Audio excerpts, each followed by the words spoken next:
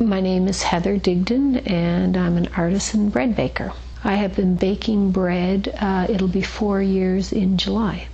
It took about 3 years to get the business off the ground once I started working towards that goal. The biggest obstacle was finding a location. When I travel, I visit bakeries, and I like to get ideas for new breads from that. And I also I'm always reading cookbooks, bread book cookbooks. My favorite type of bread to bake is ciabatta,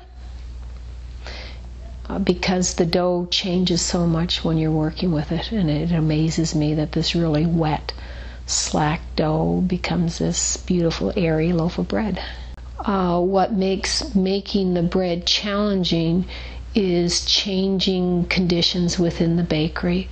When there is a season change with big fluctuations in temperature or humidity, then that is challenging to make the bread. A typical day for me at the bakery is getting there around 4 a.m., taking the doughs that were mixed the day before out of the refrigerator, shaping the doughs, putting them in the proof box, letting them rise, and then baking them and packaging them up. Most of my breads are a 3-day process.